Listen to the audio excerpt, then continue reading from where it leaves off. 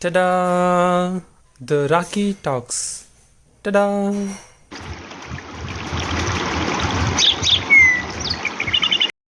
ನಮಸ್ತೆ ಕರುನಾಡು. ಈಗ ಸಮಯ 4 ಗಂಟೆ. ಸೊ ಇವತ್ತು ಫೈನಲಿ 4 ಗಂಟೆಗೆ ಎದ್ದಿದ್ದಾಯಿತು. ಸಮಯ 4, ನಾನೀಗ ರೆಡಿ ಆಗಬೇಕು. ನಮಸ್ಕಾರ, ನಾವು ರೆಡಿ ಆಯಿತು. ಇವಾಗ ಹೊರಡಬೇಕು. ಅದಕ್ಕಿಂತ ಮುಂಚೆ ಇದನ್ನೊಮ್ಮೆ ನೋಡಿ.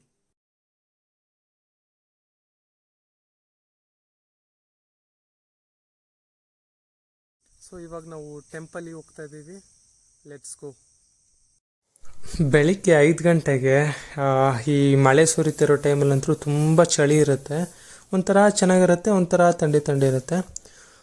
ಸೊ ಇವತ್ತು ನಾನು ಯಾಕಿದ್ರ ಮೇಲೆ ಒಂದು ಕವಿತೆ ಹೇಳಬಾರ್ದು ಅಂತ ಅಂದ್ಕೊಂಡೆ. So here it goes. ತಂಗಾಳಿಯ ತುಂಟತನಕ್ಕೆ ನಾಚುತ್ತಿದೆ ಮನ, ಬೆಚ್ಚನೆಯ ಅಪ್ಪುಗೆಯ ಕೊಟ್ಟು ಸರಿ ಮಾಡು ನನ್ನ. ಹೊಂಬಿಸಿಲಾದರೂ ಸರಿ, ನೀ ಸುಡುವ ನೇಸರನಾದರೂ ಸರಿ, ಕಾಮನ ಬಿಲ್ಲಾಗಿರುವೆನ ಸದಾ ನಿನ್ನ ಬದುಕಿನ ಬಣ್ಣಗಳಾಗಿ. ಕವಿತೆ ಮುಗೀತು, ಟೆಂಪಲ್ ಬಂತು. ಸೊ ನಾವು ಪ್ರತಿದಿನ ಹೋಗೋದು ಇಸ್ಕಾನ್ ಟೆಂಪಲ್ಗೆ. ಅಲ್ಲಿ ಬೆಳಗ್ಗೆ ಆರತಿ ಇರುತ್ತೆ. ಆರತಿ, ಜಪ ಇದೆಲ್ಲನೂ ಅಲ್ಲೇ ಆಗುತ್ತೆ. ಸೊ 6 ಗಂಟೆ ಒಳಗಡೆ, 4ಕ್ಕೆ ಎದ್ದರೆ 6 ಗಂಟೆ ಒಳಗೆ ಆಗುತ್ತೆ.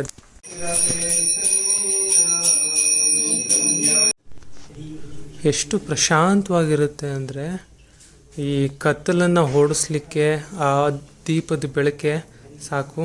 ಮನದ ಕತ್ತಲನ್ನು ಓಡಿಸೋಕ್ಕೆ ಆ ಭಗವಂತನ ಆಶೀರ್ವಾದ ಸಾಕು. ಸೊ ಈ ರೀತಿ ತುಂಬ ಶಾಂತವಾಗಿರುತ್ತೆ ಬೆಳಗಿನ ಜಾವ. ಇವಾಗ ಟೈಮ್ 6 ಗಂಟೆ. ಇಡೀ ಊರು ಆರಾಮ್ಸೆ ಮಲ್ಕೊಂಡಿದೆ. ಇನ್ನೂ ಬೆಳಕು ಕೂಡ ಹರಿದಿಲ್ಲ. ಇನ್ನೇನು ಸ್ವಲ್ಪ ಹೊತ್ತು ಹರಿಯುತ್ತೆ ನೋಡಿ. ಅದೊಂದು ಲೈಟ್ ಆಫ್ ಮಾಡ್ತಿದ್ದಂಗೆ ಎಷ್ಟು ಕತ್ಲಾಗಿದೆ. ಓಕೆ, ನಾವಿವಾಗ ಹೋಗ್ತಾ ಇದ್ದೀವಿ ಪಾರ್ಕಿಗೆ ಹೋಗ್ಬಿಟ್ಟು ಒಂದು 2 ರೌಂಡ್ ಹೊಡೆದ್ಬಿಟ್ಟು 2 ರೌಂಡ್ ಪಾರ್ಕಲ್ಲಿ ಚೆನ್ನಾಗಿ ಸುತ್ತರಿದು ಆಮೇಲೆ ಮನೆಗೆ ಹೋಗೋದು. ಬನ್ನಿ, ಲೆಟ್ಸ್ ಗೋ ಟು ಪಾರ್ಕ್. ಒಂದು ರೌಂಡ್ ಸೈಕ್ಲಿಂಗು, ಸ್ವಲ್ಪ ಬೆನ್ನು ಮಸಾಜ್ ಮಾಡಿಕೊಂಡು ಅದು ಇದು ಎಲ್ಲ ಸ್ವಲ್ಪ ಲೈಟ್ ವ್ಯಾಯಾಮ ಆಯಿತು. ಇವಾಗ ಹೋಗ್ತಾ ಇದ್ದೀವಿ ವಾಕಿಂಗ್ಗೆ. Let's go. ಓಕೆ, ಇವಾಗ 6:15 ಆಗಿದೆ. ಚೆನ್ನಾಗಿ ಬೆಳಕು ಕೂಡ ಬಂದಿದೆ. ಪಾರ್ಕಲ್ಲಿ ವಾಕ್ ಮಾಡ್ತಾ ಇದ್ದೀವಿ. ವಾಕಿಂಗ್ ಹೆಂಗೆ ಅಂದರೆ ಅದೊಂಥರ ಕಿಂಗ್ ಇದ್ದಂಗೆ. ಜಾಸ್ತಿ ವಾಕ್ ಮಾಡಿದಷ್ಟು ಆರೋಗ್ಯ ಚೆನ್ನಾಗಿರುತ್ತೆ ಅಂತ ಎಲ್ಲ ಹೇಳ್ತಾರೆ. ಪಾರ್ಕಲ್ಲಿ ವಾಕಿಂಗ್ ಎಲ್ಲ ಮುಗಿಸ್ಕೊಂಡು ಇವಾಗ ಮನೆಗೆ ಹೊರಟಿದ್ದೀವಿ. ಮನೇಲಿ ಹೋದ್ಮೇಲೆ ಯಥಾ ಪ್ರಕಾರ ಕಸ, ನೆಲ, ದೇವ್ರ ಪೂಜೆ. ನಮ್ಮ ರೂಮ್ದೊಂದು ಕಸ ತೆಗೆದು ಪೂಜೆ ಮಾಡಿದ್ವಿ ಬೆಳಿಗ್ಗೆ. ಇವಾಗ ಇಡೀ ಮನೇದು ಮಾಡಬೇಕು. So yeah, let's go home.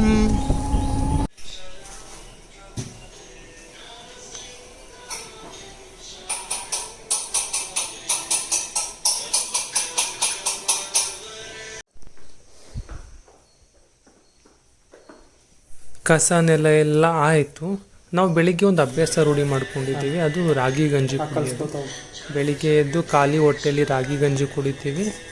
ರಾಗಿ ಗಂಜಿ ಕುಡಿದು ಒಂದು ಅರ್ಧ ಗಂಟೆ ಆದ ನಂತರ ಡ್ರೈ ಫ್ರೂಟ್ಸ್ ತಿಂದು ಅಷ್ಟೊತ್ತಿಗೆ ತಿಂಡಿ ರೆಡಿ ಮಾಡಿ 7:30 8 ಗಂಟೆ ಅಷ್ಟೊತ್ತಿಗೆ ನಮ್ಮದು ತಿಂಡಿನೂ ಕೂಡ ಆಗಿರುತ್ತೆ. ಇವತ್ತಿನ ಪೇಪರಲ್ಲಿ ಏನಿದೆ ವಿಷಯ ಸಮಾಚಾರ? ವೈಟ್ ವಾಶ್ ಗುರಿಯಲ್ಲಿ ಭಾರತ. ನಮ್ಮ ಕೊಹ್ಲಿ ಇಲ್ಲ ಅಂತಂದರೆ ಮ್ಯಾಚ್ ನೋಡೋಕ್ಕೆ ಬೇಜಾರು. But they are practising for ODI, waiting for ODI ಮ್ಯಾಚಸ್. ಮತ್ತು ಅದು ಬಿಟ್ಟರೆ ಸಿನಿಮಾ, ಹಂಗಾಮ, ರಾಜಕೀಯ ನ್ಯೂಸ್, ಮತ್ತೇನಿಲ್ಲ. ಪೇಪರ್ ಓದಿದ್ದಾಯಿತು. ಸೊ ಇವಾಗ SOS ಟೈಮ್. ನಮ್ಮ ರೂಮಲ್ಲಿ ಏನು ಸಮಸ್ಯೆ ಅಂದರೆ ಒಂದು ಟೇಬಲ್ ಇಲ್ಲ ಲ್ಯಾಪ್ಟಾಪ್ ಇಟ್ಕೊಳ್ಳೋಕ್ಕೆ. ಸೊ ಸೋಫಾದ ಮೇಲೆ ನಮ್ಮ ಲ್ಯಾಪ್ಟಾಪ್ ಇರುತ್ತೆ, ಏನಾರು ಓದ್ಕೋಬೇಕು ಮಾಡಬೇಕು ಅಂದರೆ. So let's get into SOS 2. So ನಿನ್ನೆ ಏನು ನೋಡಿದ್ವಿ? Don't let anyone steal your dreams. ಯಾರು ನಿಮ್ಮ ಕನಸನ್ನು ಕದಿಲಿಕ್ಕೆ ಬಿಡಬೇಡಿ ಅಂತ ಇತ್ತು. ಸೊ ಅದು SOS 1. ಇವತ್ತು SOS 2 ಏನು ಹೇಳುತ್ತೆ? Berry but and forget BIBS. ಏನಿದು berry but and forget BIBS ಅಂದರೆ? ಏನಿಲ್ಲ, ಸಿಂಪಲ್. ಬೆರಿ ಬಟ್ ಅಂದರೆ ಬಟನ್ ಸುಟ್ಟಾಕಿ ಅಂತ. ಸುಟ್ಟಾಕಿ ಅಂದರೆ ಬಳಸೋದನ್ನ ಬಿಟ್ಟುಬಿಡಿ ಅಂತ. ನಾನು ಜೀವನದಲ್ಲಿ ತುಂಬ ಮುಂದೆ ಬರ್ತಿದ್ದೆ, ಆದರೆ ಅವತ್ತು ಹಂಗಾಯಿತು, ಅಯ್ಯೋ ಅವತ್ತು ನಾನು ಎದ್ದೇಳ್ತಿದ್ದೆ, ಬಟ್ ಆದರೆ ನಂಗೆ ರಾತ್ರಿ ಲೇಟಾಗಿ ಮಲ್ಕೊಂಡೆ, ನಾನು ಇಷ್ಟೊತ್ತಿಗೆ ಸಕ್ಸಸ್ ಆಗ್ತಿದ್ದೆ, ಆದರೆ ಅವತ್ತು ನಮ್ಮ ಫ್ಯಾಮಿಲಿ ಸಪೋರ್ಟ್ ಮಾಡಿಲ್ಲ. ಆದರೆ ಅನ್ನೋದು ನೀವು ಬಿಟ್ಟುಬಿಟ್ರೆ, ಆದರೆ ತೆಗೆದು ಆಗುತ್ತೆ ಅಂತ ಮಾಡಿಕೊಂಡ್ರೆ ಸಕ್ಸಸ್ ನಿಮ್ದಾಗುತ್ತೆ. ಬಿಪ್ಸ್ ಏನಿದು BIBS? ಸಿಂಪಲ್ಲು. ಬಿ ಅಂದರೆ ಬಟ್, ಇಫ್ ಅಂದರೆ ಇಫ್, ಐ ಅಂದರೆ ಇಫ್, ಬಿ ಅಂದರೆ ಬಿಕಾಸ್, ಎಸ್ ಅಂದರೆ ಸಮ್ ಡೇ. ಬಿಪ್ಸ್. ಆದರೆ ಹಿಂಗಿದ್ರೆ, ಇದಕ್ಕೋಸ್ಕರ, ಇನ್ನೊಂದು ದಿನ, ಇವೆಲ್ಲ ಹೇಳೋದು ಬಿಟ್ಟರೆ ಜೀವನದಲ್ಲಿ ಸಕ್ಸಸ್ ಆಗುತ್ತೆ ಅಂತ ಶಾರ್ಟಾಗಿ ಹೇಳ್ತಾ ಇದ್ದಾರೆ. ನಿಮ್ಮ ಕನಸನ್ನು ಯಾರೂ ಕದಿಲಿಕ್ಕೆ ಬಿಡಬೇಡಿ. ಹಾಗೆ ನೀವು ಕೂಡ ಬಟ್ಟು ಬಿಪ್ಸನ್ನು ಯೂಸ್ ಮಾಡೋದು ನಿಲ್ಲಿಸಿ ನೆನ್ಪಿಟ್ಕೊಳ್ಳಿ. ಬಟ್ಟನ್ನು ಸುಟ್ಟಾಕಿ, but if because and some day use ಮಾಡೋದು ನಿಲ್ಲಿಸಿ, ಎಲ್ಲ ಸರಿಯಾಗುತ್ತೆ. ಸಕ್ಸಸ್ಸಿಗಿದೆ ದಾರಿ ಅಂತ SOS2 ನಮಗೆ ಇವತ್ತು ಹೇಳ್ಕೊಟ್ಟಿದ್ದು.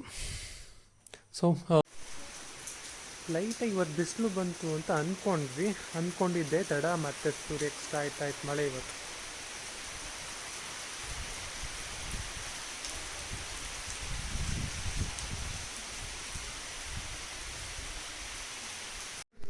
ಕೆಲಸ ಎಲ್ಲ ಬೆಳಿಗ್ಗೆ ಬೇಗ ಮುಗ್ದಿರೋದ್ರಿಂದ ಇವಾಗ ಮಹಾಭಾರತ ಇಟ್ಕೊಂಡು ಓದ್ತಾ ಇದ್ದೀನಿ.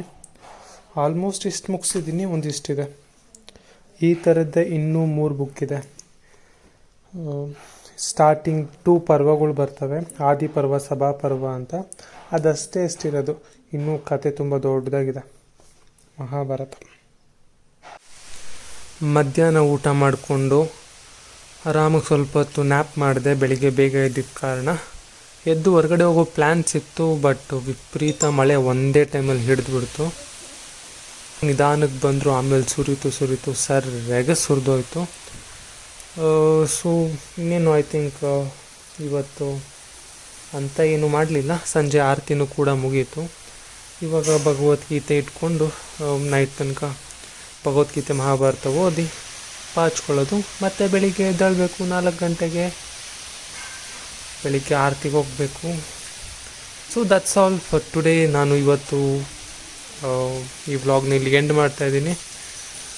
ಎಲ್ರಿಗೂ ಒಳ್ಳೆಯದಾಗಲಿ. ಮತ್ತೆ ಸಿಗೋ ತನಕ ಎಲ್ರಿಗೂ ಬಾಯ್.